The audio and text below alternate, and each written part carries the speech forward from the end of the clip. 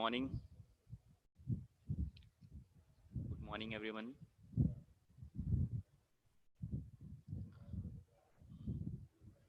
Okay, so are you all connected? Let me see how many students. 143 are there. Okay, so this topic today we are going to study is prevertebral and paravertebral muscles. So, prevertebral and paravertebral muscles, as the name suggests, prevertebral means something, just anterior to the cervical spine. It's prevertebral. And paravertebral means just lateral to the cervical spine. So both these two group of muscles, they cover the spine anterolaterally. Okay, you try to listen carefully. I think it is audible.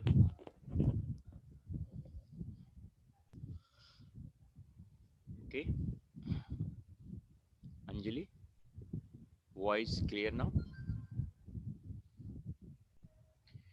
So pre and paravertebral muscles. Pre means in front, para means just laterally. So both these two group of muscles, they cover the cervical spine anterolaterally. ठीक, ज़्यादा कुछ नहीं है इसमें, just keep focusing, so you'll just have to remember about the muscles here. Prevertebral group includes four muscles. Like, you think of the cervical spine, like cervical spine has a which curvature? It has a primary or a secondary curvature? Anybody? Cervical spine is having a primary or a secondary curvature?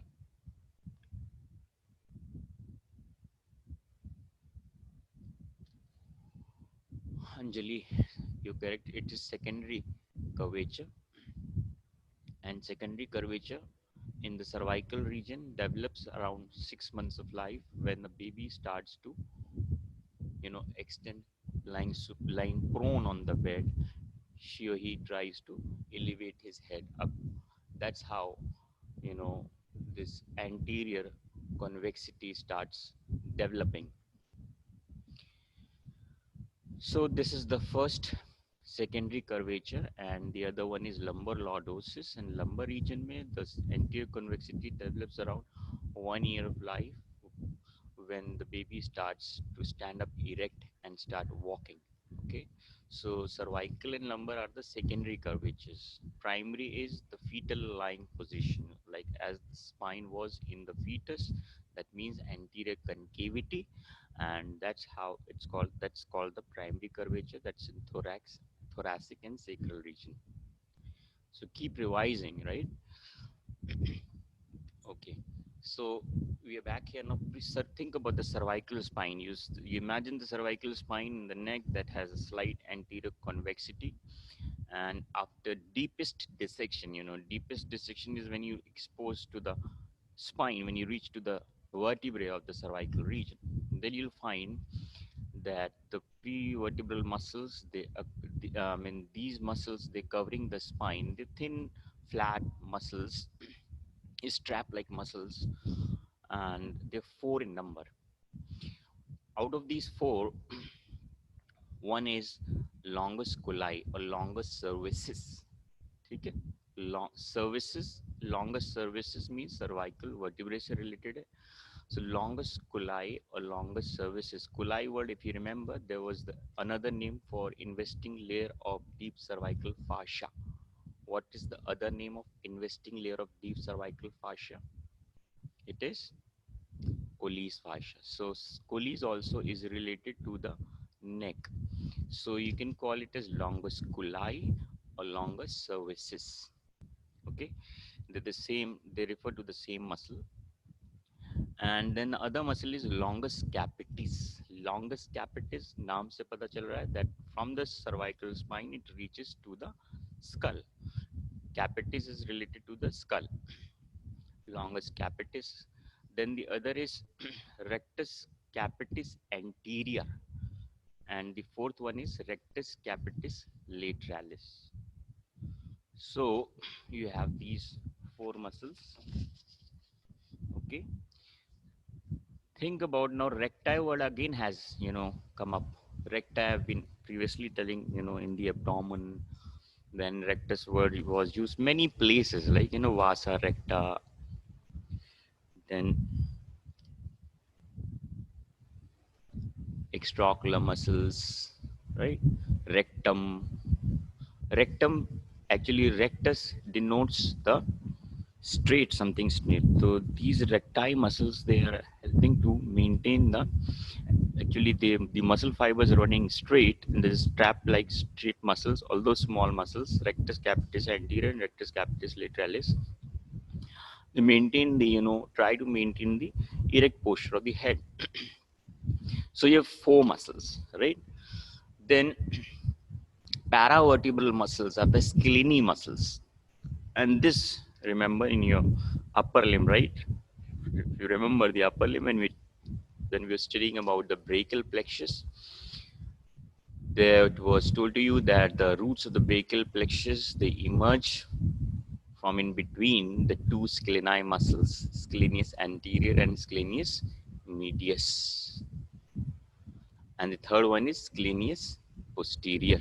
So you have three scalenii muscles called paravertebral muscles. These are scalenus anterior, scalenus medius, and scalenus posterior. So in short, you have collected now in your mind that there are 7 muscles which you have to study, 4 in prevertebral group and 3 in paravertebral group. Okay. Now, starting with the prevertebral muscles. Prevertebral are the anterior vertebral muscles. As I told you, these are strap-shaped, thin, flattened muscles. And the names here are, and these muscles, like whatever I've told you, pre and paravertebral muscles, they are actually anteriorly covered by a thick fascia, and that is called prevertebral fascia. So all these muscles, the 7 of them, they're covered anteriorly from the front by the prevertebral fascia. Okay, so the muscles you can see here, then these are longus colli, which is also called longus cervicis. Then you have longus capitis, the 2 muscles from the spine region. These are the longus colli and longus capitis. Then rectus capitis anterior and rectus capitis lateralis. These are very small quadrangular muscles from the first genian, atlas, from the atlas to the base of the skull. These are very small vertebrate muscles. Rectus capitis anterior, rectus capitis lateralis. So you have these 4 muscles in the prevertebral muscle group. Then the purpose of these muscles is, as I told you, correct. One is to maintain the erect posture of your head. Then, of course, because they are anterior, like pre-vertebral, I told you, anterior vertebral muscles. So muscles, when they are placed anteriorly, obviously they're going to flex your head. So anterior forward flexion of the cervical spine as well as the head is the purpose, that although these are weak flexors. Okay? Can you tell me a strong flexor of the head, anterior forward bending of the head के which is like a strong muscle for forward bending of the head or the flexion of the cervical spine? Anybody? Sternocleidomastoid. Very good, Akash. Abhishek. So yes, exactly. Abhishek Singh, you mentioned this correct, that you have to flex both the muscles together. Then only it will be flexion, forward flexion of the cervical spine. Like both the sternocleidomastoid, when they contract together, then they'll cause forward bending. Otherwise, what will happen if you unilaterally contract the sternocleidomastoid? Your chin will face to the opposite side. Okay? And it will cause tilting of your head on the same side. Okay so purpose तो ये हो गया and flexion के साथ साथ थोड़ा सा slight lateral twisting भी आएगी बिकॉज आई टेल यू कि ये जो है इसमें लॉन्गेस्ट सर्विसेज, लॉन्गेस्ट कुलाई, इसमें कुछ ऑब्लिक फाइबर्स होते हैं, इसमें कुछ ऑब्लिक फाइबर्स भी होते हैं, तो they'll also call slight twisting, like neck का. Then extension, how do you, like ये muscles जो हैं अगर हम dissect कर रहे हैं and you reached to the spine of the neck, then you'll find these muscles are covering the spine anteriorly, and the extent is from the base of the skull to the superior mediastinum. And superior mediastinum includes how many vertebrae? T1, T2, T3, T4, right? So ये superior mediastinum तक extend होगा. If you remember, when you used to draw the inlet of thorax, right? So in a diagram showing inlet of thorax, the structures, then you used to draw those longest scoli muscle. Okay? Just anterior to the head of the first ribs, they were the longest scoli while drawing the inlet of thorax. So these muscles extend right from the base. Achha, let me tell you, जिसमें word capitis लगा है, out of the four, three muscles are reaching to the skull, to the base of the skull. These three muscles are reaching to the base of the skull. Okay, and these two are from C1, yani ki atlas vertebrae, to the base of the skull. So we have very short muscles. This one is from the cervical spine to the base of the skull, and this one is longest scoli cervicis, right? So it does not reaches to the base of the skull. Out of these four, this muscle, एक अपने आप में एक MCQ ही हो गया, that prevertebral which is not attached to the skull is longest scoli or cervicis, right? तो इसका purpose maintaining the erect posture of head नहीं, बल्कि maintaining the erect posture of the cervical spine. And this is the muscle out of the four which reaches to the superior mediastinum. Out of these four, only this longest scoli is the muscle which dips down into the superior mediastinum. Rest of these muscles, I mean longest capitis of course in the cervical region and base of the skull tak jayegi, but this one, these two are very small muscle, right, from atlas to the base of the skull. Okay, so you've got the extension, then partly covered the anterior aspect of the vertebral column, but they will cover the front of the spine, but not completely. It's not like when you dissect the uh, front of the neck, the deepest dissection after removing trachea, esophagus and all structures, carotids and all. Then lastly, you will find that there are muscles which cover the front of spine, but not completely. At some places you'll be able to find the vertebrae exposed.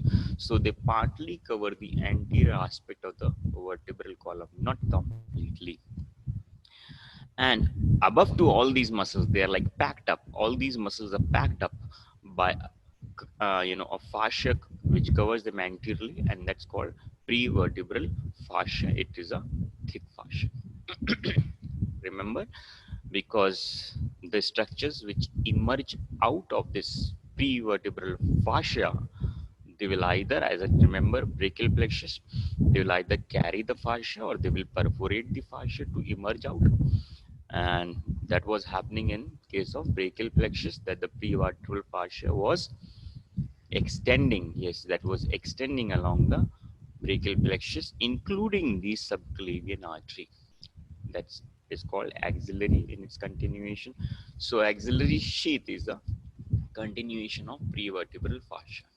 Okay. Now you see, ध्यान से देखते हैं इस पे जो हमने बात करी चार मसल्स की, right? So firstly, look here, this is the longest scoli or longest cervicis. Here you see, first of all, this is the first rib, right? If you can see the first rib, then you'll see the second rib. That means ये T1, T2 हो गया, right? That means ये वाला structure जो है, I mean, these vertebrae, they are from the superior mediastinum, right? ये तो thoracic region आ गया, तो इसका मतलब है कि ये fixed cervical के confined cervical region में नहीं है, but they are extending into the superior mediastinum. अब देखते हैं इसके बारे में, right? ये जो है longer services. ठीक है, it is actually having three type of fibers. ये जो three type of fibers हैं वो यहाँ देखते हैं. You have this upper oblique part of longus colli. Upper oblique fibers you can see ये C3, C4, C5 transverse process से anteriorly tubercle से they're going ascending up and reaching to the anterior median tubercle of the atlas. याद रखना ये school तक नहीं जाएगी. To the base of the skull you can see 1, 2, 3. Only 3 muscles are attached to the base of the skull among these. But this one, longus colli or longus cervicis, it does not reaches to the skull. So this is the upper oblique part. Then this is the lower oblique part. Lower oblique part, it is arising from within the mediastinum, like T1, T2, T3, even including C7 sometimes. So these are running upwards and outwards to insert onto the anterior tubercle on the transverse process of C5, C6, C7 vertebrae. Got it? So ये एक obliquity यूं हो गई, right? Lower fibers are ascending upwards and outwards, diagonally upwards and outwards, and upper oblique fibers are running upwards and inwards, right? And there are also vertical fibers which are running just anterior to the body of vertebrae, right? ये anterior fibers जो हैं ये नीचे के vertebrae से upper vertebrae को connect करते हैं, like C2 से लेके T1 तक, or sometimes T2 also, or sometimes T3 also. T3 is actually the lowest limit. T3 के नीचे नहीं दिख रहा है ये. So C2 to T3, these are the vertical running fibers.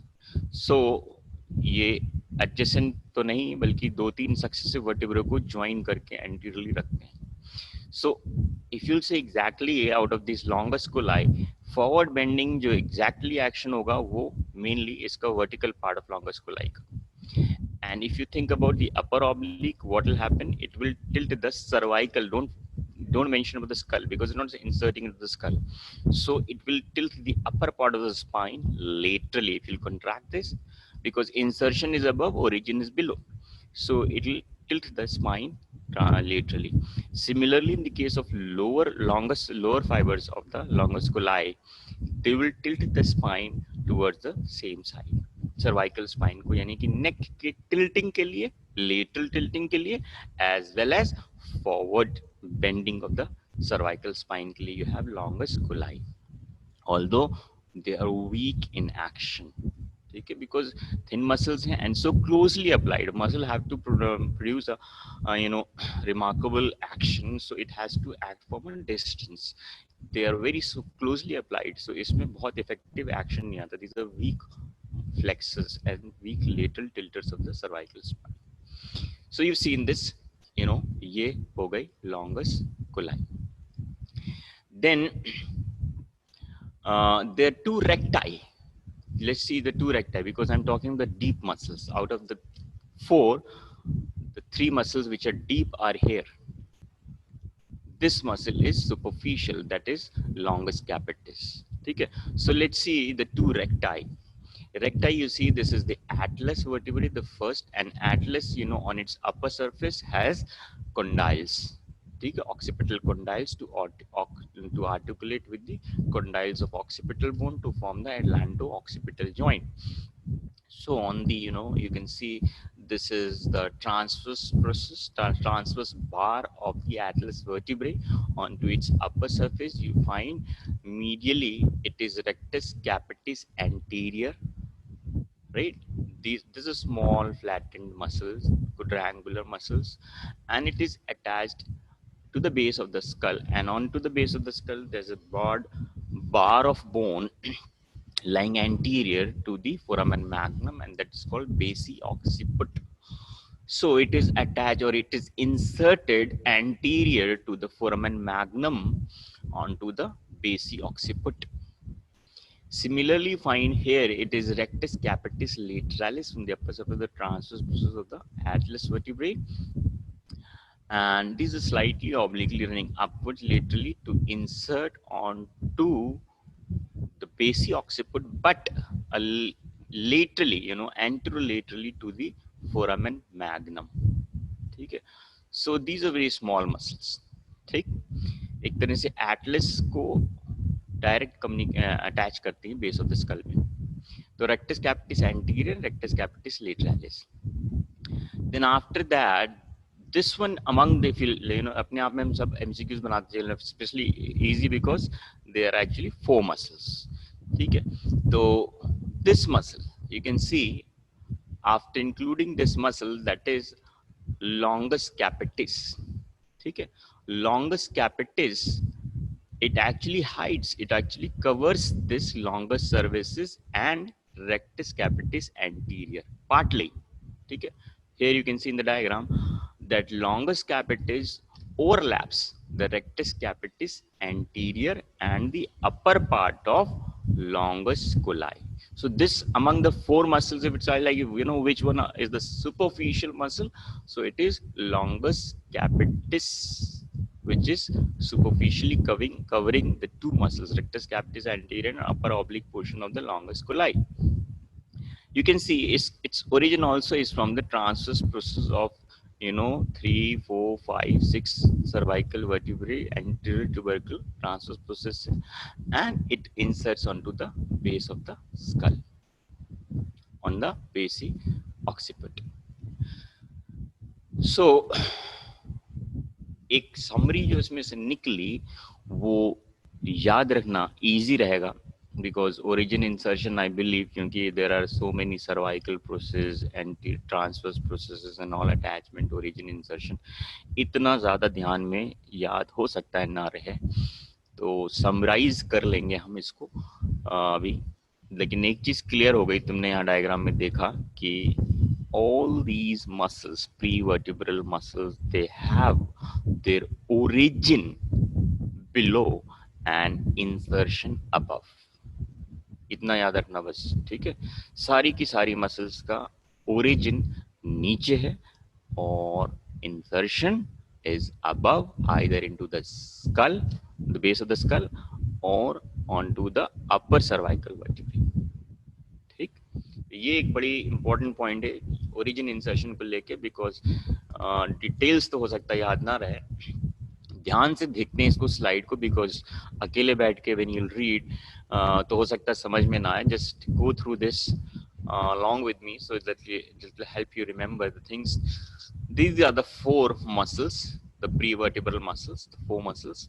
Longest coli or longest cervices, by now you have seen the diagrams, so you must have an idea in this in your mind कि कहाँ है, किस तरह की muscle है, उस पे थोड़ा सा डिस्कशन हुआ है। Let's read it. Longest colli services, this muscle extends from the atlas to the third thoracic vertebrae, यानी कि क्लियर हो गया कि ये स्कल से अटैच्ड नहीं है, ठीक है। एटलस यानी C1 से लेके T3 तक जाती है, मीड सुपीरियर मिडिस्टनम तक जाती है muscle. It has upper and lower oblique parts and a middle vertical part. Got it? ये तो इसका डिस्क्रिप्शन हो गया। ओरिजिन देखते हैं। अपर oblique part is from the anterior tubercles of the transverse process of cervical vertebrae C3, C4, C5, ठीक। इन fibres का insertion कहाँ होता है? Upper oblique part is inserted into the anterior tubercle of the atlas. You have seen this diagram. तो इसकी वजह से क्या होगा? The course of the fibres will be upwards and medially, ठीक, directed upwards and medially. Lower oblique part is from the bodies of upper, remember, T2, T3 vertebrae, यानी कि lower oblique fibers they originate from the superior mediastinum, ठीक है, from the bodies है यहाँ, bodies of T2, यानी कि transverse processor नहीं है, bodies of T2 T3 vertebrae। और इंसर्शन कहाँ होता है? lower oblique part is into the anterior tubercles of the transverse process of C5, C6 पे जाके इंसर्ट हो जाएंगे, ठीक। तो C5 से इसके ओरिजिन हो रहे थे अपर फाइबर्स, अपर ऑब्लिक, और C5 पे पहुंच रहे हैं ये, यानी एक तरह का half of the diamond shaped बन रहा है. इफ यू रिमेंबर, ट्रेपीजियस को कहते हैं इट्स अ डायमंड और kite shaped muscle, but only when you consider both the left and right sides. Trapezius, right? It's a kite shaped muscle bolte hain. That actually is not a kite shaped muscle. Trapezius is a triangular muscle, but placed bilaterally, symmetrically, both the muscles, if you consider, then it only is called a kite or a diamond shaped muscle. Similarly, you can imagine if upper oblique, lower oblique and vertical fibers, तो they make actually half of the diamond. ठीक है, तो ये जो point है laterally that is C5 cervical process. So upper oblique fibres यहाँ से arise कर रहे हैं, लोअर फाइबर्स यहाँ पे पहुंच रहे हैं, इंसर्ट हो रहे हैं. Then middle vertical part is from the bodies of upper 3 thoracic, like ये भी हैं जो thoracic से arise कर रहे हैं, upper 3 thoracic and lower 3 cervical vertebrae, यानी कि lower 3 cervical, lower 3 thoracic vertebrae की anteriorly bodies से arise कर रही हैं vertical fibers, and they are inserting middle vertical part is inserted to the bodies of 2, C2, C3, C4 cervical, यानी कि अब नीचे के 6 वर्टिब्रे यू कैन इंक्लूड की ओरिजिन हो गए और ऊपर के 3 वर्टिब्रे में जाके इंसर्ट हो रहे हैं. ठीक है, एटलस तक नहीं पहुंचेंगे. इन शॉर्ट, सब कुछ ये सर्वाइकल रीजन से associated diamond shaped muscle. I told you कि ये वर्टिब्रल प्रोसेसेस बॉडीज हो सकता है ना याद रहे, लेकिन ये शेप याद रखना. ठीक है, फाइबर्स का कोर्स याद रखना, ओरिजिन सबका नीचे है, मींस हाँ इंसर्शन सबका ऊपर है, इतनी सी बातें याद रखनी है. नर्व सप्लाई जो होती है वो किससे है? Ventral Ramai of C3 to C8, क्योंकि ये just so close to the spine, right? और हर इंटरवर्टिब्रल फोरामेन से स्पाइन सर्वाइकल नर्व निकल रही, वो भी अपने ही न्यूमेरिकली करस्पॉन्डिंग वर्टिब्रे के अबव से निकल रही है. ठीक, तो जैसे ही एंटी प्राइमरी रमाई निकलती है, it supplies these prevertebral muscles, right? अब लॉन्गेस्ट सर्विसेज का एक्शन क्या है? जैसे मैंने बताया था, flexes the neck, although a weak flexor of the neck. Oblique part से होते हैं, ये फ्लेक्स द नेक लेटरली, अभी दिखाया था. ऑब्लिक होने की वजह से ये नेक को, इसमें हेड का रोल नहीं आ रहा है, it is actually it does not reaches to the head, so longest को, so it partly flexes the neck laterally.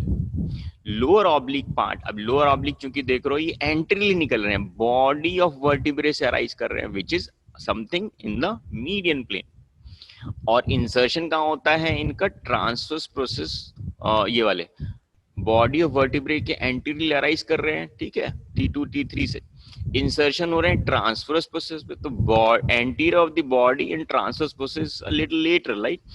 तो इस वजह से क्या होगा? Lower oblique part rotates the neck to the opposite side. ठीक, तो यानी तीनों तरह के एक्शन हो गए, फ्लेक्शन भी हो गया, lateral bending of the cervical region भी हो गया नेक को, एंड स्लाइटली ट्विस्टिंग यानी कि रोटेटरी मूवमेंट भी हो गया. किसकी वजह से? Longest coli. और ये रोटेशन वाला जो काम करेंगे लोअर ऑब्लिक फाइबर्स करेंगे. लॉन्गेस्ट कैपिटिस की बात करते हैं. Remember, it was a superficial muscle. It overlaps the longest colli, and यहाँ पे नहीं लिखा है, and it also overlaps rectus capitis anterior. So it is thick above and narrow below. Remember this. Then origin क्या है इसके? Antitubercle transverse process of cervical C3 to C6 vertebrae. ठीक, transverse process of vertebrae से arise हो रहे हैं. ठीक, इसका कोर्स भी फाइबर्स का कैसा है? Directed upwards and medially. Insert कहाँ हो रहा है? Inferior surface of the basilar part of the occipital bone पे. नर्व सप्लाई क्या होगी? Ventral Ramai from C1 to C3. ठीक, एक्शन क्या होगा? फ्लेक्शन ऑफ हेड, सिंपल है बस. अच्छा, rectus capitis anterior. It's a very short and a flat muscle. It lies deep to the longest capitis that I had shown you in the diagram. Anterior surface of the lateral mass of the atlas in front of the occipital condyle.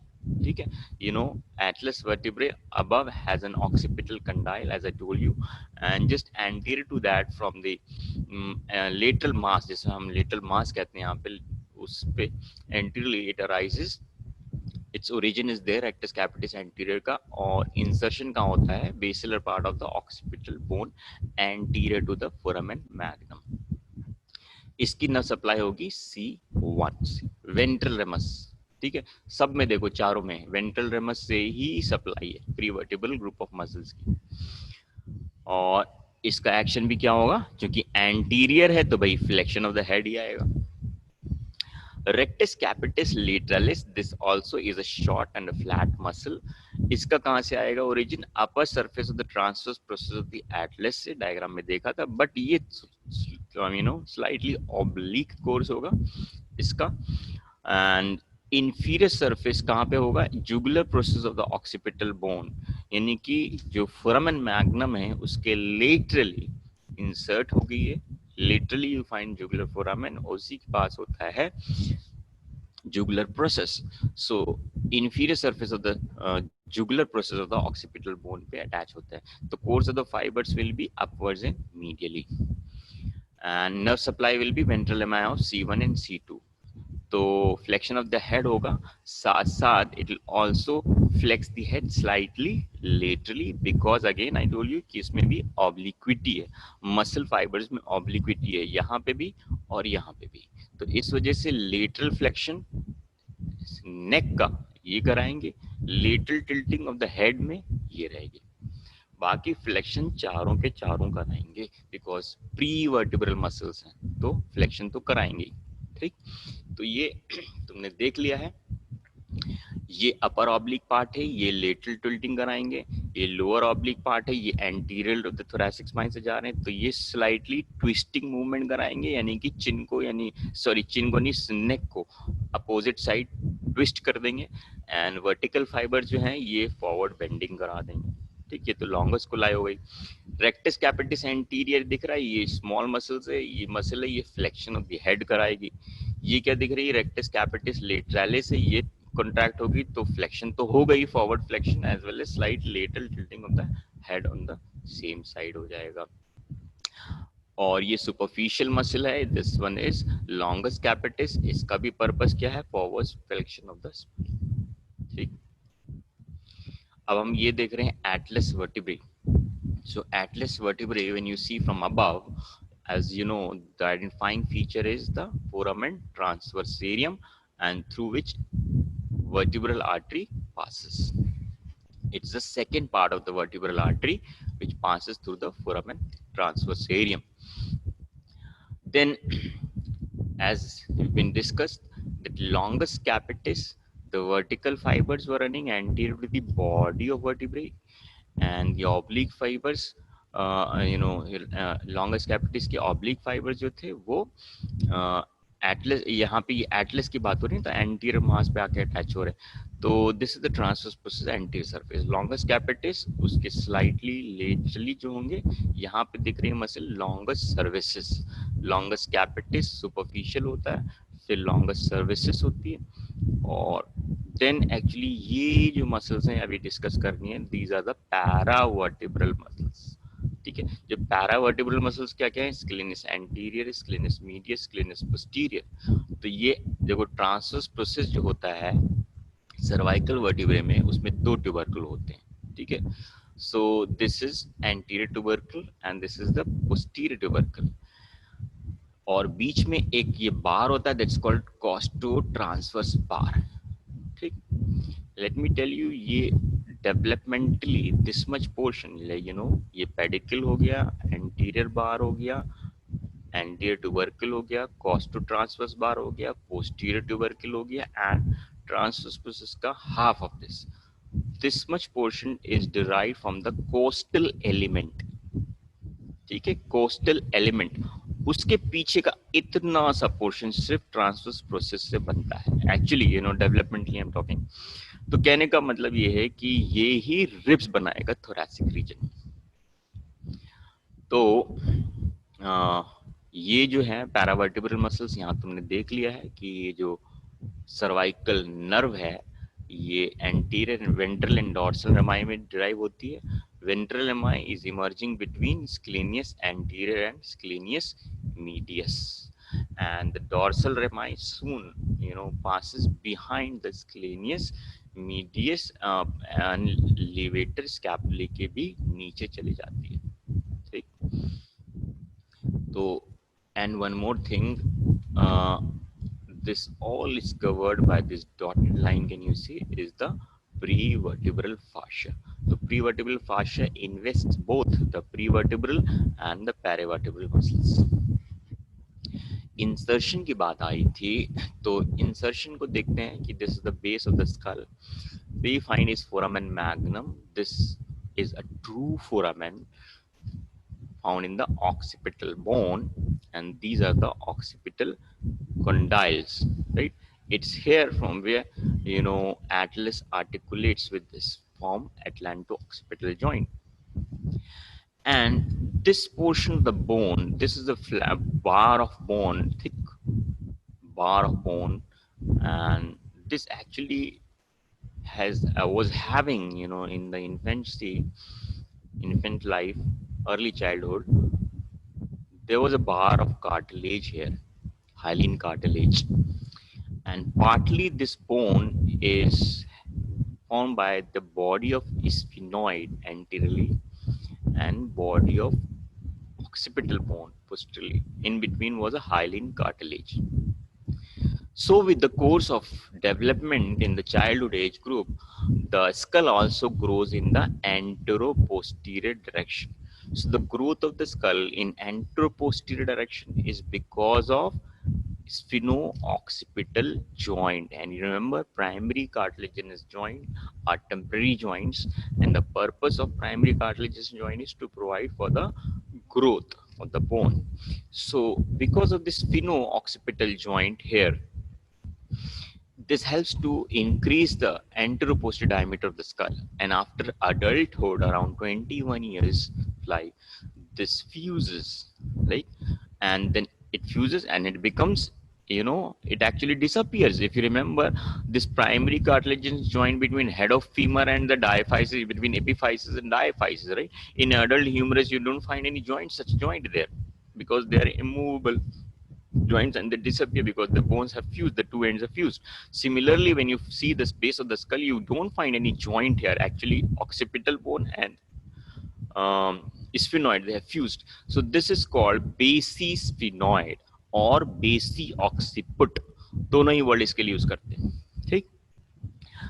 अब क्या है कि अगर हम एक MCQ भी पूछा गया था तुम्हारा अभी जो जूम पे टेस्ट लिया था, that was regarding the anatomical position of the skull or the head. तो anatomical position को fix करने के लिए you have two planes, Frankfurt's plane and the Reed's baseline. हम उस पर अभी नहीं जाएंगे, लेकिन अगर हम कहें कि स्कल को एक आयरन एक पॉइंटर है, एक पॉइंटर के ऊपर आपको रखना है. So you have to pin it to some point on the base of the skull, so it is held up on a point, on a किसी एक pointed pin है एक उसके ऊपर आपको स्कल को रखना है. So remember that this is the point which is centralized. If you जैसे कहते हैं ना, एक पॉइंट पे अगर स्कल को उठाना है, so this is the point that is you can find here. It is called pharyngeal tubercle. Remember, it's called pharyngeal tubercle, and it is the point, or you can say the highest limit of the pharynx. The roof of the pharynx ultimately is the base of the skull. Pharynx का जो highest region है, तो this point is called pharyngeal tubercle, and on the either side of this pharyngeal tubercle is pharyngobasilar fascia. यानी कि superior constrictor muscle. There are three constrictors, superior, middle and inferior constrictor muscles. याद करो, glass के ऊपर glass, जैसे चाय के glass होते नहीं, 3 ग्लासेस, तो superior, middle and inferior constrictors एक दूसरे के ऊपर like a cone within cone होता है. superior constrictors उसको लोअर हाफ को कवर करती है, मिडिल कंस्ट्रिक्टर के लोअर हाफ को कवर करती है बाहर से इंफीरियर कंस्ट्रिक्टर. तो कोई बताएगा हमें which muscle passes between superior and middle constrictors? नहीं idea? Okay, anyways, so Actually, you cannot see your chat box right now. पता नहीं कहाँ कैसे निकल गया यहाँ से. So this is pharyngeal tubercle. Then the anterior most point, अगर कोई पूछे basion किसे कहते हैं, the anterior most point on the anterior margin of foramen magnum is called basion. ठीक. अब इस foramen magnum के चारों तरफ you can see muscles हैं. इसमें पहले ये देखते हैं, ये जो मसल है बेसिक ऑक्सीपिट में यानी फेरियल ट्यूबरकल के थोड़ा आगे की तरफ, this is the insertion of longus capitis. ठीक. लॉन्गस कैपिटिस जैसे बताया गया था, it is the superficial muscle out of the 4 prevertebral muscles. Then there were 2 muscles from atlas. Remember, ये और ये occipital condyle से जुड़ा हुआ है atlas. तो एटलस के एंटीरियरली जो ट्रांसवर्स बार था उसमें एंटीरियर मसल निकल रही थी, that was rectus capitis anterior. This is the point of insertion of rectus capitis anterior. You can say just anterior to the occipital. दूसरी मसल थी जो ट्रांसवर्स प्रोसेस ऑफ एटलस के upper surface से arise हो रही थी. Insert कहां हो रही थी? बेस ऑफ द स्कल में. कहां पे? ऑक्सीपिटल कंडाइल्स के laterally on the occipital bone. ठीक है, ये जो मार्जिन दिख रहा है ना, ये मार्जिन है ऑक्सीपिटल बोन का. ठीक. So on the 2 sides of the occipital condyles on the occipital bone, this is rectus capitis lateralis. अच्छा, तो ये 3 मसल्स जैसे बताया ना मैं, 3 मसल्स थी, ये one longus capitis, rectus capitis anterior, rectus capitis lateralis. Together 3 muscles are prevertebral muscles. एक और थी जो कि यहाँ नहीं आती है, and that is longus cervicis. अब चूंकि बेस ऑफ द स्कल का डायग्राम खुला हुआ है, why not like just have a look at the other muscles. Occipital region, this is the occipital region. If you see the skull from behind, you will find there is a prominent tubercle posteriorly, and that is called external occipital tubercle. Okay? This is the point.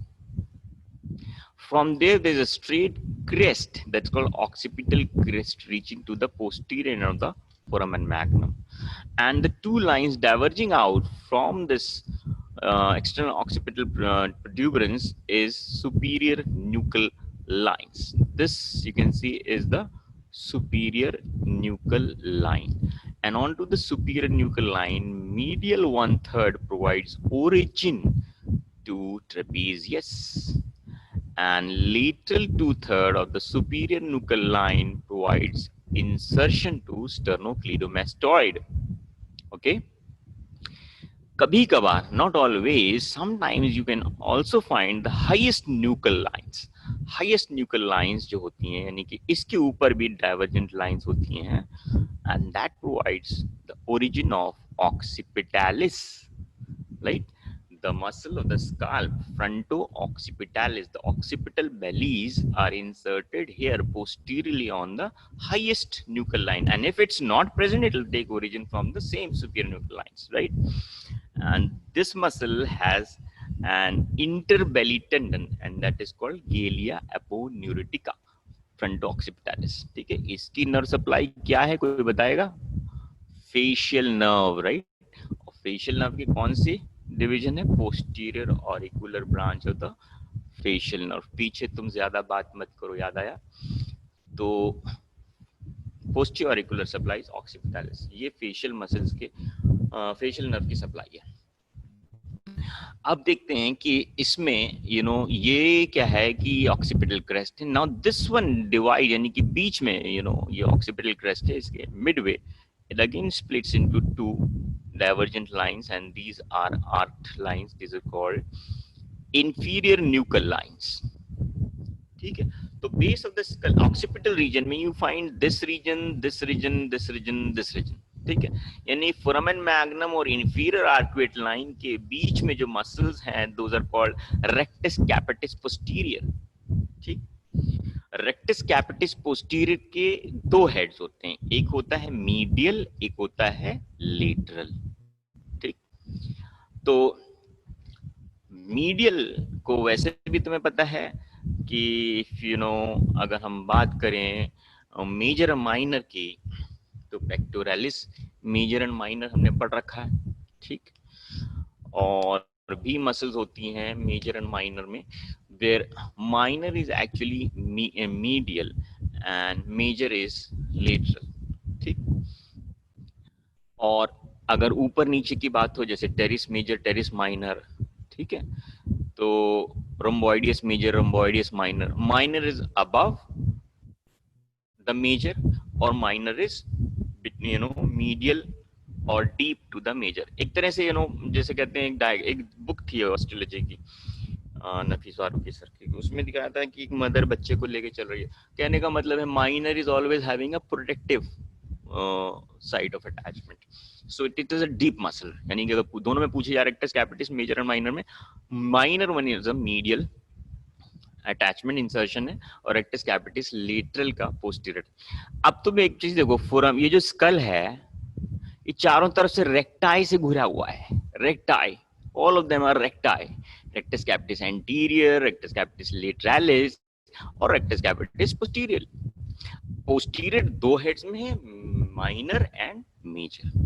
ठीक, तो ये चारों actually चार, हम चार क्यों कह रहे हैं इसको, 1 2 एंड 3, एंड 3 को हम इस तरीके बोल रहे हैं कि माइनर और मेजर है। तो there is like 4 muscles recti on one side, यानी कि 4 pair of recti surround the foramen magnum. ठीक है, याद रखना। अब हम बात करते हैं the space in between superior and inferior nuclear line, this area, the space between superior and inferior nuchal lines, this has insertion of these muscles, semispinalis capitis medially and obliquus capitis superior laterally. एक obliquus capitis inferior भी होता है, वो cervical region में होता है, dorsally। ठीक है, तो इस रीजन में, यानी कि this we talking is like the back of neck, और बैक ऑफ नेक तुम्हें I think after I think the next 2 lectures, next will be a vertebral artery, and maybe day after tomorrow it will be taught to you. There is a suboccipital triangle also. Okay, so ये याद रखना, semispinalis capitis and obliquus capitis। ठीक, these are the muscles in the occipital region, semispinalis बीच में, अभी फिर से नाम आएगा इसका। ठीक है, सब ऑक्सीपिटल ट्राइंगल के मसल्स हैं। अब मेस्टॉइड के बारे में हम ये क्या करा रहे हैं, this I am covering your viva portion. जब वाइवा टेबल पे स्कल उठाते हैं तो स्कल पे अटैचमेंट्स पूछे जाते हैं, तो थोड़ा सा इस पे ध्यान दें कि इतना पता हो गया ना, फोरामेन मैग्नम को सराउंड करती 4 पेयर ऑफ मसल्स, ये बता दोगे। एंड ये मसल भी होती है आगे की तरफ लॉन्गस कैपिटिस, ये जो होती है ये रेक्टाई नहीं है, ये सर्वाइकल स्पाइन से आ रही है, प्रीवर्टिबल मसल। अब हम बात करते हैं अटैचमेंट्स ऑन द मेस्टोइड। तो अभी बताया था सुपीरियर न्यूक्लियर लाइन के लेटरल 2/3 पे there was insertion of sternocleidomastoid, उसके नीचे you have splenius capitis and then longus capitis. ठीक है, SSL, sternocleidomastoid, splenius capitis, longissimus capitis. एक और चीज देख लिया तुमने, कैपिटिस, कैपिटिस जहां नाम लग गया तो आराम से याद रहेगा कि इसका इंसर्शन होगा स्कल पे। ठीक है, तो splenius capitis, longissimus capitis, and remember the posterior belly of digastric, यहां पे एक ग्रूव होता है, डायगैस्ट्रिक ग्रूव कहलाता है। ठीक है, उसमें जाके इंसर्ट होती है ये क्या, पोस्टीरियर बेली ऑफ डायगैस्ट्रिक। कोई बता देगा nerve supply of posterior belly of digastric क्या होती है? Nerve supply of posterior belly of digastric कौन बता रहा है? What's the nerve supply of posterior belly of digastric?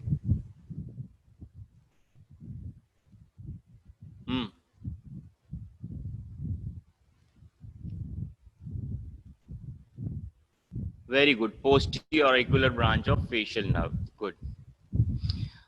सो ये मेस्टोइड जब उठाओगे स्कल, वाइवा टेबल पे पूछा जाएगा, tell me the attachments on the mastoid process. ठीक, तो बड़े आराम से बता सकते हो, superficial to deep, superficial to deep यूल से SSL, ठीक है, स्टेनोक्लीडोमेस्टोइड, then splenus capitis, then longissimus capitis, and then it's the posterior biliary digastric। अपने आप में एक MCQ बन गया कि नहीं? Which muscle is taking origin from mastoid process? 4 muscles के नाम अपने आप ये दिख गए यहाँ पे, 1 2 3 4, ठीक है। तो इस तरह से अपने आप के MCQs कवर कर सकते हो।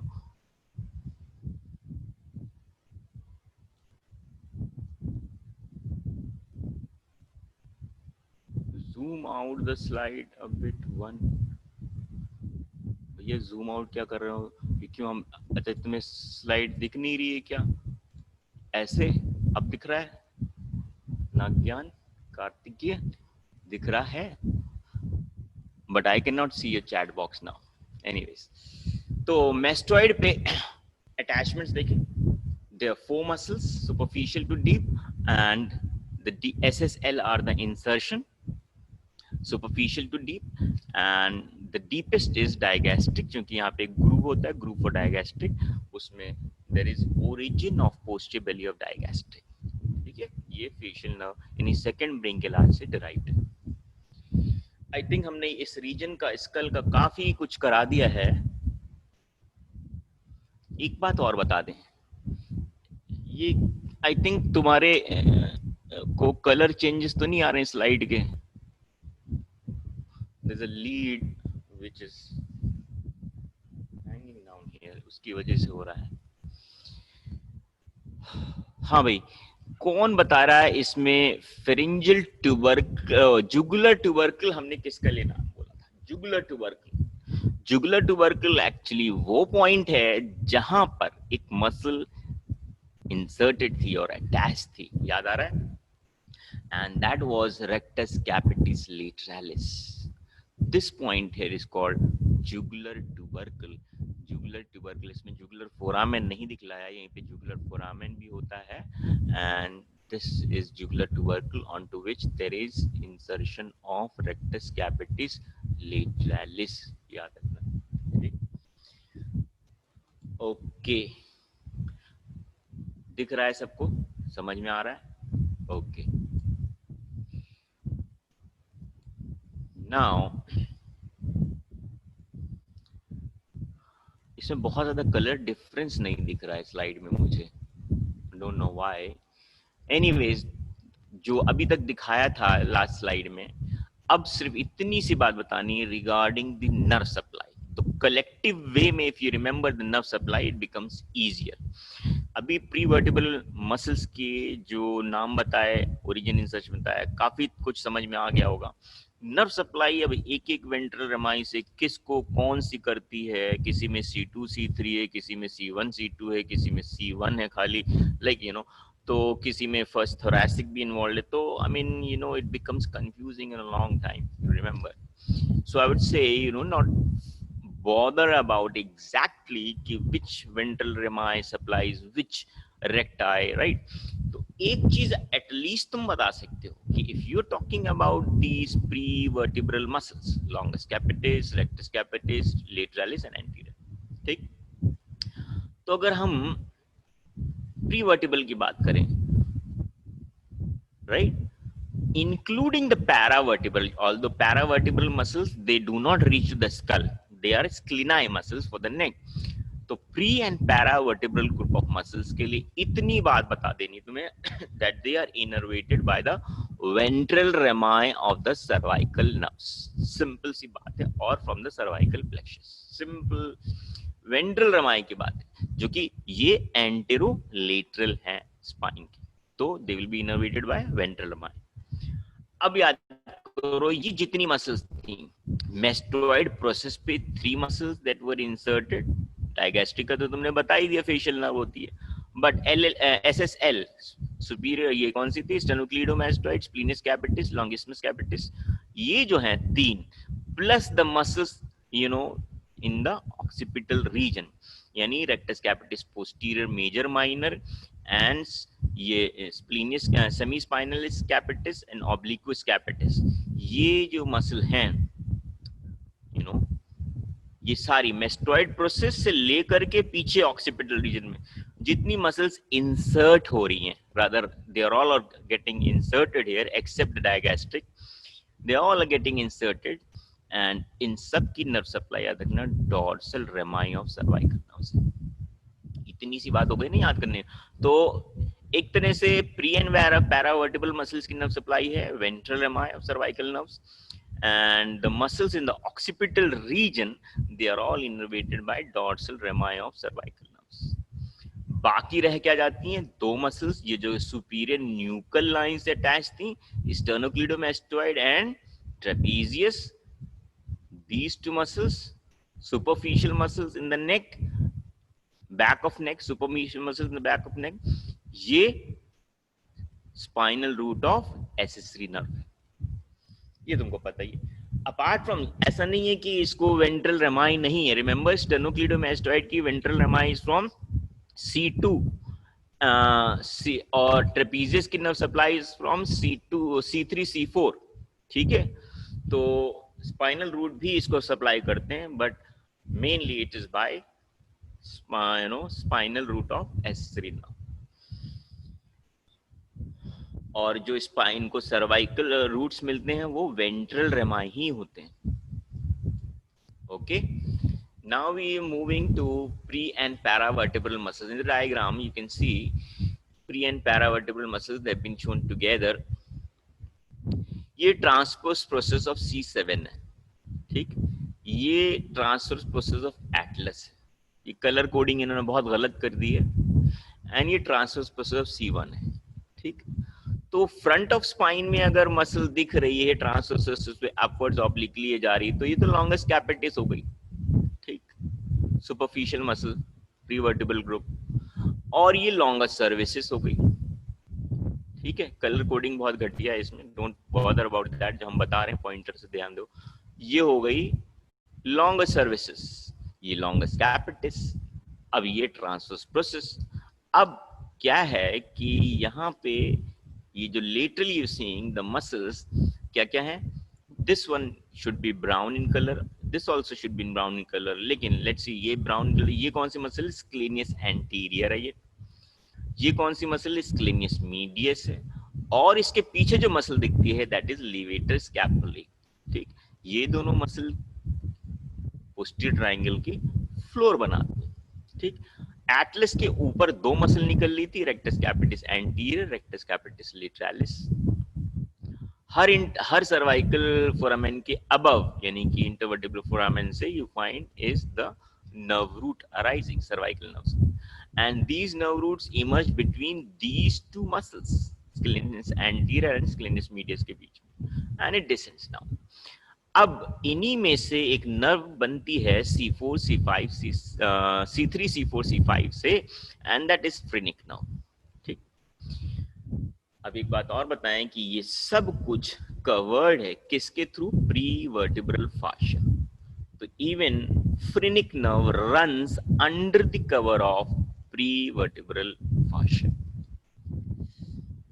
अब हम बात करेंगे पैरावर्टिब्रल मसल्स, ठीक है। पैरावर्टिब्रल मसल्स जो होती हैं स्क्लेनाई मसल्स कहते हैं। इस डायग्राम का ओरिएंटेशन पहले समझते हैं, ठीक। अब यहां पे देखो क्या है, क्लैविकल दिख रही है, और इधर की तरफ ये रिब्स दिख रही हैं, और ये स्पाइन दिख रही है, ठीक। ये transverse process of the cervical vertebrae हैं, ये क्लैविकल है, ये स्कैपुला है। तो ये व्यू क्या हो गया, this is I think you seeing this neck from the right side, right. ये राइट लेटरल व्यू है नेक का, पहले ओरिएंटेशन समझ लिया। राइट लेटरल व्यू यानी कि बंदे को हम राइट साइड से देख रहे हैं, तो ये सीइंग, ये क्लैविकल का कट पोर्शन हो गया, ये सर्वाइकल ट्रांसवर्स प्रोसेसेस है, एंड ये स्कैपुला है, ठीक। और ये रिब्स है, फर्स्ट रिब है, सेकंड रिब है। अब देखो ये ट्रांसवर्स प्रोसेस के ऊपर निकलते हुए नर्व रूट्स कौन से होंगे? Ventral ramus of the nerve roots of the costotransverse bar कहते हैं इसमें, चौड़ा सा बार होता है इसलिए इसको बार कहते हैं। उस पे वेंट्रल रेमाए रखे हुए हैं। डॉर्सल रेमाए तो रिमेंबर लिवेटर स्कैपुले के भी पीछे निकल जाते हैं, they do not come out from here. Muscles की बात करें तो क्लैविकल पे इंसर्ट हो रही है मसल स्टर्नोक्लिडोमास्टोइड, और यहाँ पे स्टर्नम बना देते तो स्टर्नम से भी अटैच हो जाती है स्टर्नोक्लिडोमास्टोइड। ठीक, फर्स्ट रिब पे there is a tubercle on an inner border that's called scaleni tubercle, if you remember the first rib. तो सेवेंथ को छोड़ा है इन्होंने, नहीं सेवन ये देख रहे हो ना, तो यहाँ से देख रहे हो ये anterior tubercle of the transverse process of the cervical vertebrae से this muscle is dipping down and downwards getting attached to the first rib. This is scalenus anterior.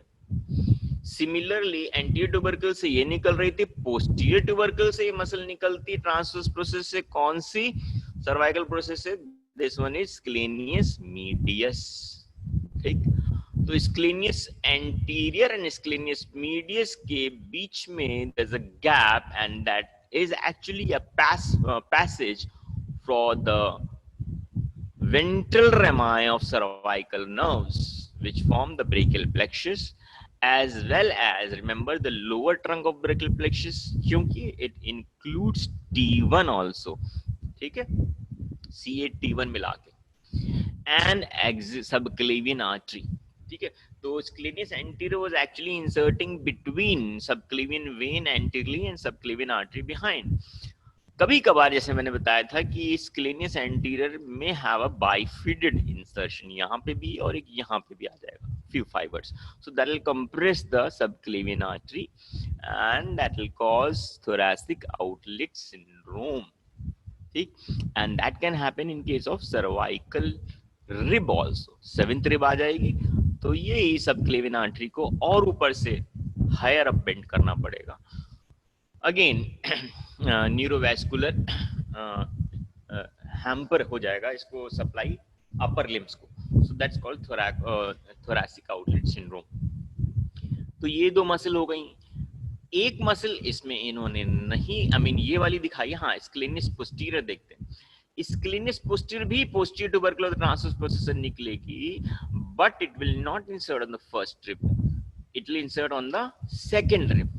स्क्लेनियस medius भी अटैच होती है फर्स्ट रिब पे, but ये subclavian artery का जो groove होता है फर्स्ट रिब पे उसके पीछे अटैच होती है स्क्लेनियस मीडियस, और scalenus posterior is inserted on the outer surface of the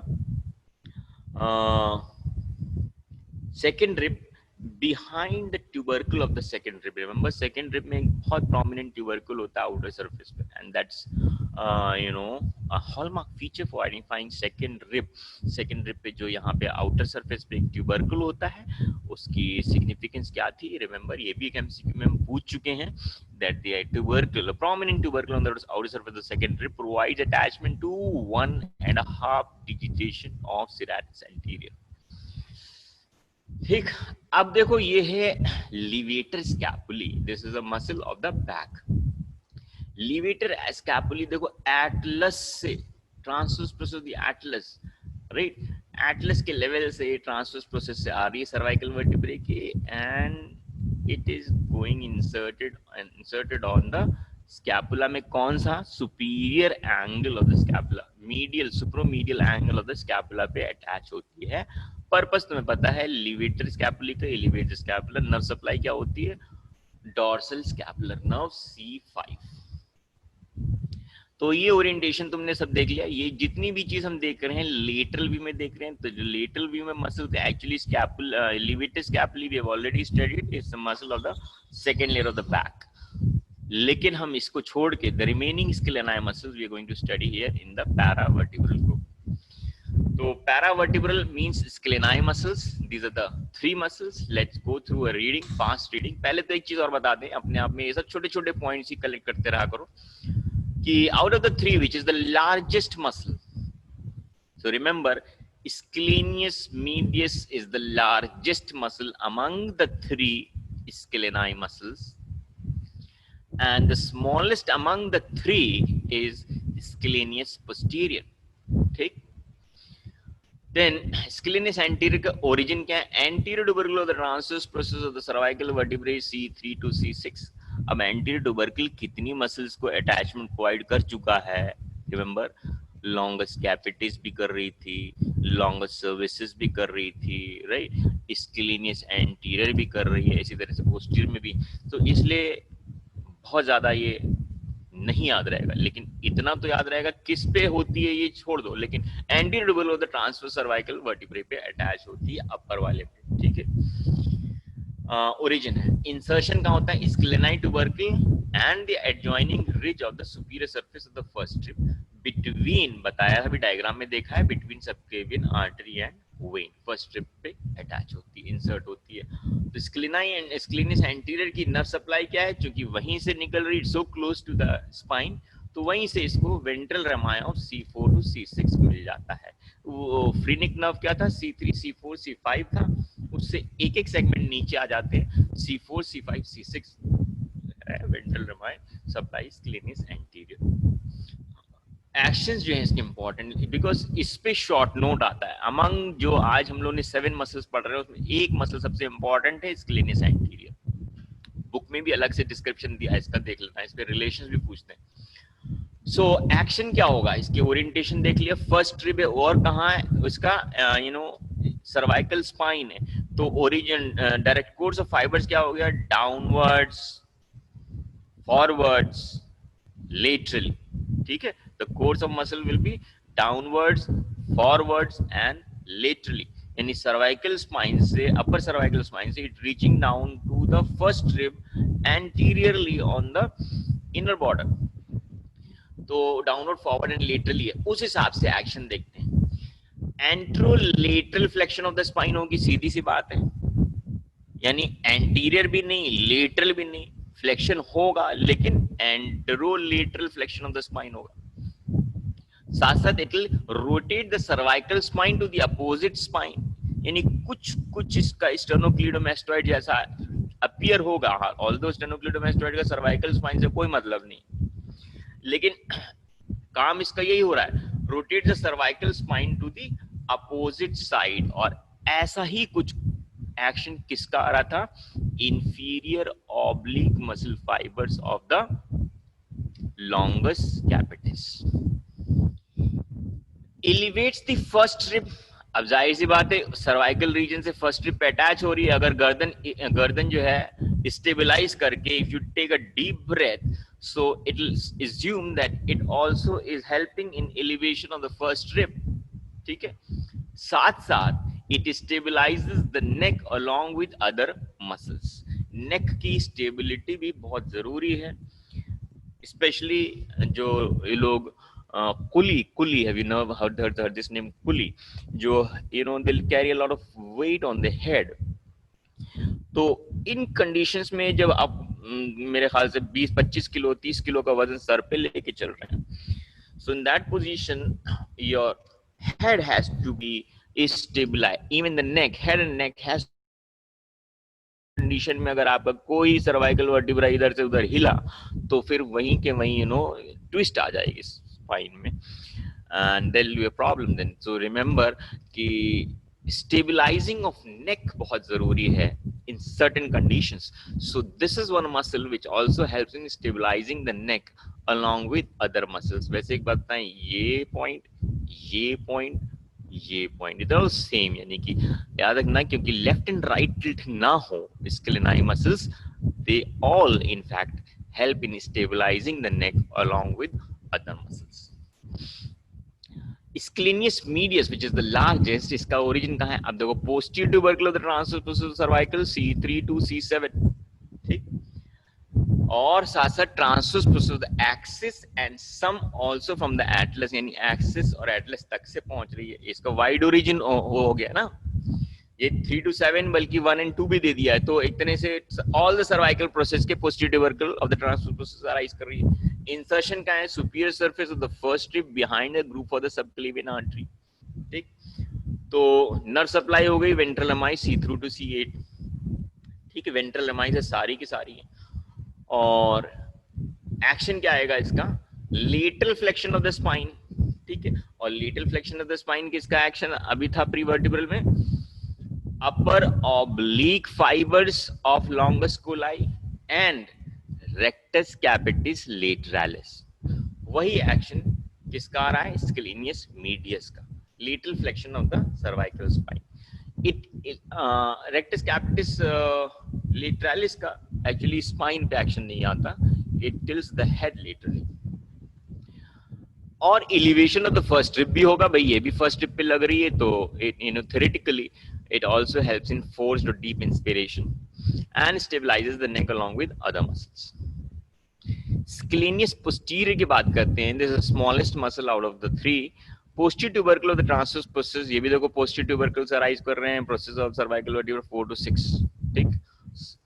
तो ये दोनों posterior tubercle से होते हैं and anterior tubercle से होते हैं।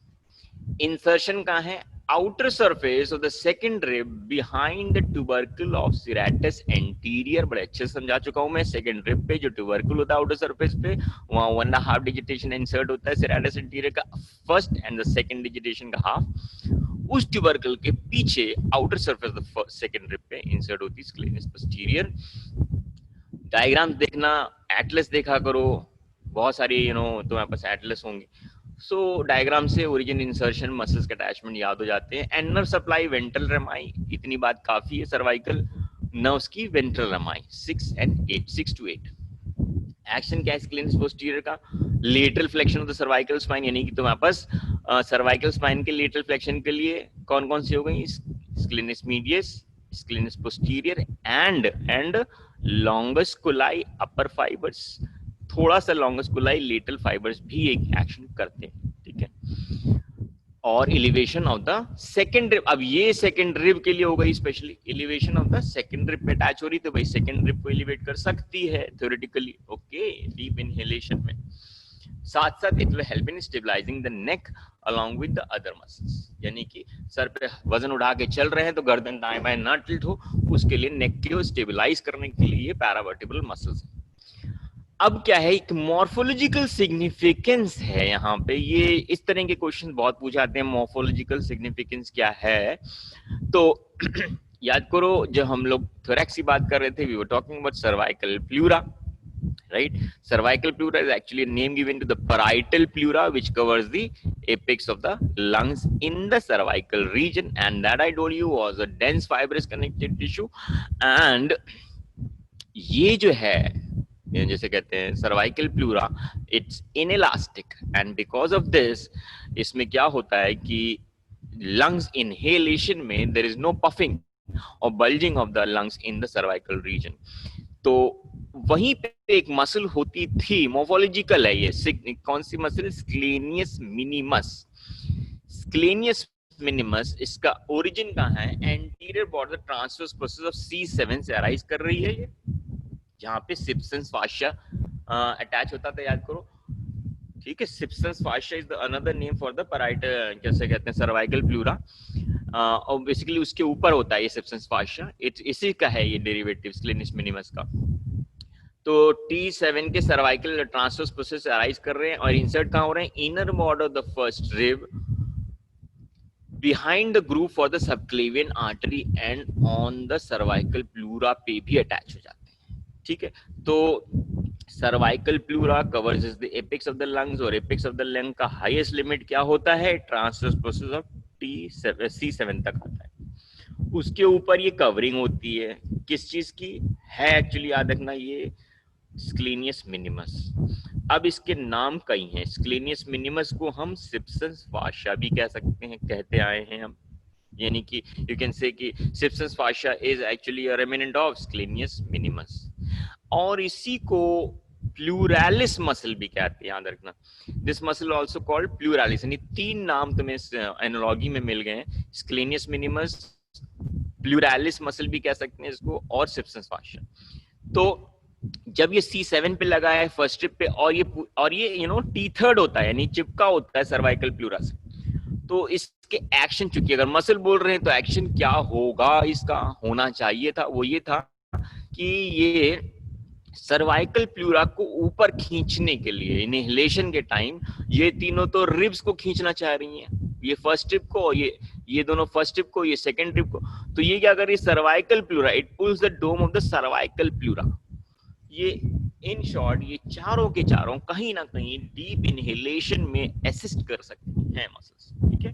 तो स्क्लेनिस मिनिमस और प्लूरालिस और सिम्पसन्स फंक्शन, ये देखो ये बात हो रही थी। First rib is this is the second rib. First rib पे ये एंटीरियर ट्यूबरकल होता है, स्क्लेनिस सबक्लेवियन आर्टरी के आगे, this is scalenus anterior inserted, this is behind the subclavian artery is scalenus medius that is inserted, और ये posterior tubercle है transverse के, वहां से अराइज कर रही है, और स्क्लेनियस पोस्टीरियर जो है that is inserted on the outer surface of second rib, यहाँ पे एक ट्यूबरकल होता है second rib. Vertebral artery you know is a part of first part of subclavian, और ये मीडियस्टेनम में अराइज कर रही है, ठीक है। मीन यू नो इसके anterior to this thoracic region, लेकिन मीडियस्टेनम में नहीं कहेंगे इसको, क्योंकि ऑब्लिक होता है you know inlet of thorax. तो आज दिख रहा है यहाँ पे, बट होगा ये आउटसाइड द मीडियस्टेनम, क्योंकि ये अबव द फर्स्ट रिब है। तो C6 याद रखना, C7 में नहीं जाती है, C6 ट्रांसवर्स प्रोसेस से जा रही है अंदर C1 तक। इस पूरे डायग्राम में आई can not see your chat box, लेकिन कोई अगर सोचे और बताए इसमें, मुझे बता देना कि एक गलती है, there is a you know some drawing error in this diagram. मुझे चैट बॉक्स नहीं दिख रहा है, अब पता नहीं क्यों नहीं दिख रहा है। हाँ, इस डायग्राम में एक ड्राइंग एरर है, कैन यू टेल मी? नहीं आ रहा है।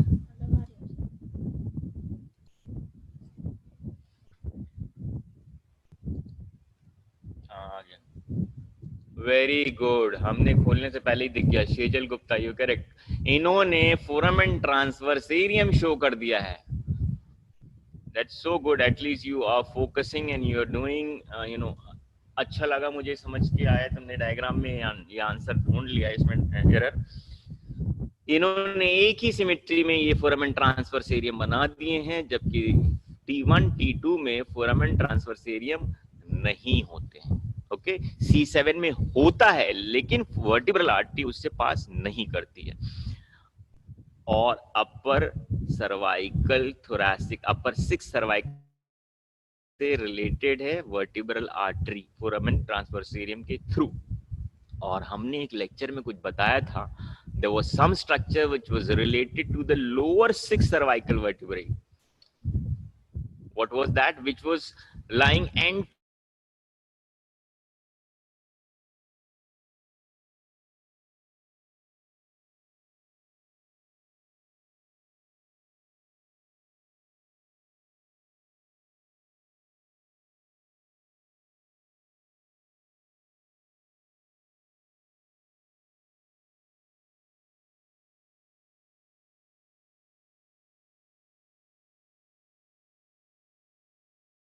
when the sclenius anterior के relations, hello Anamika, Simran, am I audible now?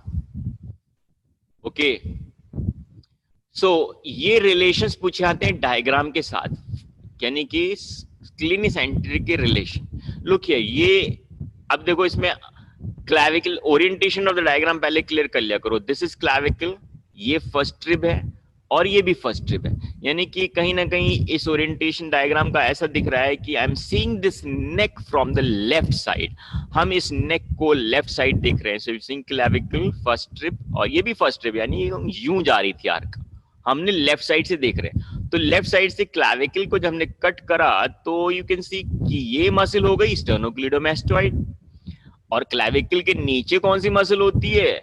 Subclavius in the subclavian fossa groove on the clavicle. ठीक, अब ये दोनों के बीच के फर्स्ट रिब पे ये एंटीरियरली इंसर्ट होती है स्क्लेनिस एंटीरियर, ये पोस्टीरियरली इंसर्ट होती है कौन सी? स्क्लेनिस मीडियस। दोनों के बीच में क्या निकलते हैं? बार बार तुमको रटा चुके हैं, upper middle and lower trunk of brachial plexus, साथ साथ सबक्लेवियन आर्टरी। ठीक, एंड इन फैक्ट ये सबक्लेवियन आर्टरी का सेकंड पार्ट होगा, because this muscle divides subclavian into 3 parts. The part behind sclenis anterior is the second part. और second part की branch भी यहाँ पे दिख रही है, this is a branch from the second part and that is costo cervical trunk. ठीक, अब ये देखो फ्रीनिक नर्व के बारे में बहुत पूछा गया, अभी हो सकता है तुम्हारा लेक्चर भी होगा फ्रीनिक नर्व पे। This nerve descends on the anterior surface of scalenus anterior, ये all India institute medical sciences के पीजी इंटरेस्ट में पूछा गया था। तो फ्रीनिक नर्व का जो कोर्स है that descends anterior to this, it rest on the anterior surface of the scalenus anterior under the cover of, green colour दिख रहा है, under the cover of prevertebral fascia. All this is packed up by prevertebral fascia. तो phrenic nerve का जो course है that is under the cover of prevertebral fascia over the sternocleidomastoid, over this sorry scalenus anterior.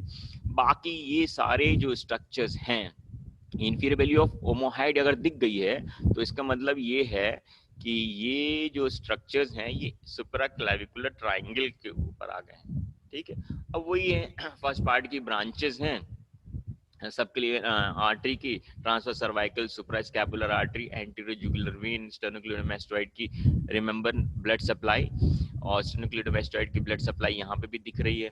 कोई हमें जल्दी से revise करा देगा blood supply of sternocleidomastoid, blood supply of sternocleidomastoid कोई बता दे हमें।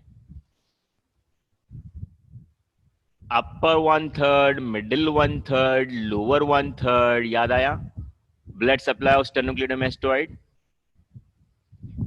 upper 1/3, middle 1/3, lower 1/3, blood supply of sternocleidomastoid, superior thyroid upper 9, occipital, ये संजना अपर पार्ट में occipital है, occipital in upper part, suprascapular which part? middle superior thyroidal, good, middle superior thyroid में हो गया, और suprascapular in the Shruti, it's supra, ये जो लिखा है किसने, Shruti Sharma, suprascapular lower part में। ठीक है, तो फॉर्मूला वाज ऑस, OOSS, याद कर लो, बताया था OOSS। अपर 1/3 में 2 branches from occipital artery, middle 1/3 में from superior thyroid and lower 1/3 में फ्रॉम सुप्रास्कैपुलर आर्टरी। ठीक, ये बहुत इंपॉर्टेंट है, ब्लड सप्लाई ऑफ स्टर्नोक्लीडोमास्टोइड। अब एक ये ट्राइंगल याद कर लो, देखो ये ट्राइंगल को बहुत पूछते हैं, स्क्लिनोवर्टिब्रल ट्राइंगल। ये स्क्लिनोवर्टिब्रल ट्राइंगल ये कहां पर है, पहले ध्यान से देखो, ये एक्चुअली पोस्टीरियर ट्राइंगल, और उसकी बात नहीं है, हम पोस्टीरियर ट्राइंगल के भी नीचे बात कर रहे हैं। This triangle is actually so close to the cervical spine. ठीक है, अभी ये मसल पड़ी है तुम लोगों ने, ये कौन सी मसल पड़ी थी, लॉन्गस कोलाई के इंफीरियर फाइबर्स। ठीक है, so these are the inferior belly of inferior fibres, lower oblique fibres of longus colli. ठीक है, ये ऐसे जा रहे थे, और स्क्लेनिस एंटीरियर ऐसे डाइवर्जेंट थी, एंटेरोलेटरली थी, और इसके फाइबर्स यूं जा रहे थे ऊपर, तो बीच में एक गैप बन गया ना। सो द गैप बिटवीन, यानी कि इसके बीच में, इसके पीछे अगर हम देखें, you can see the transverse process of C6, transverse process of C7, यानी कि ये वर्ड सर्वाइकल स्पाइन से सो क्लोजली अप्लाइड ट्राइंगल है। आगे की तरफ है lower fibres of longus colli, and this one is scalenus anterior, यहाँ पे फर्स्ट ट्रिप मान लेते हैं।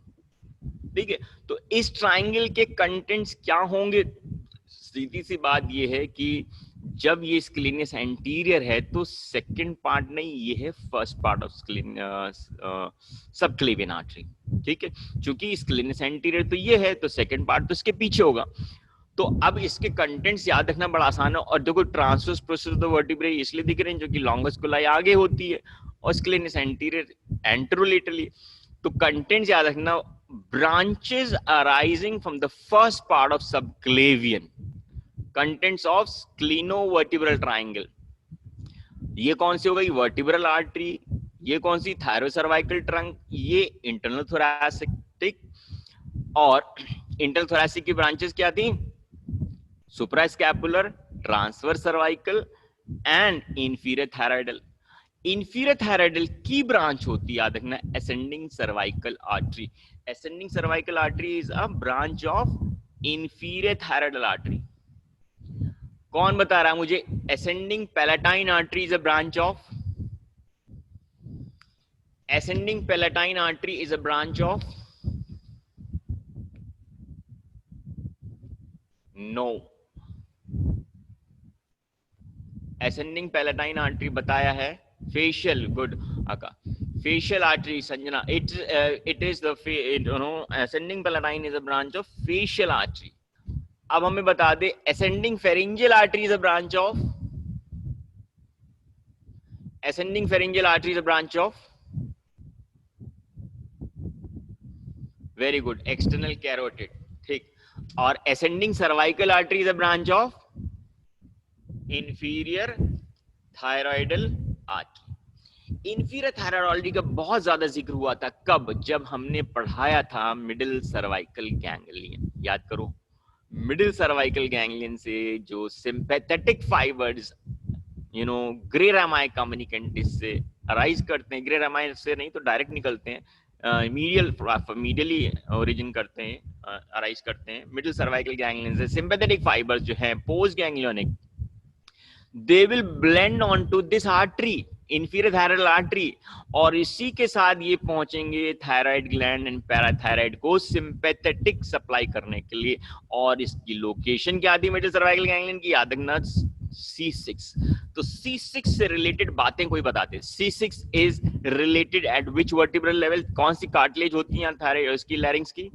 क्रिकॉइड. तो C6 के पॉइंट्स लिख लो. क्रिकॉइड होता है, C6 के लेवल पे इंफीरियर थायराइडल आर्टरी होती है, C6 लेवल पे मिडिल सर्वाइकल गैंग्लियन होता है. ये 3 चीजें हैं, 3 स्ट्रक्चर्स यू रिमेंबर. देन अच्छा, अब ये दिख रहा है vertebral artery. Vertebral artery C7 के ट्रांसवर्स प्रोसेस के थ्रू नहीं पास होगी, ये ऊपर जाएगी. ठीक है, C6 ऑनवर्ड्स एसेंड करेगी.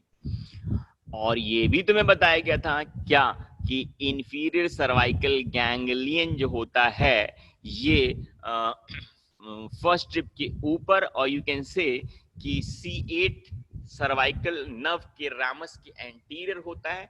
और अगर इसमें T1 मिल जाएगा, it's called stellate ganglion, and then it will be found anterior to the neck of the first strip.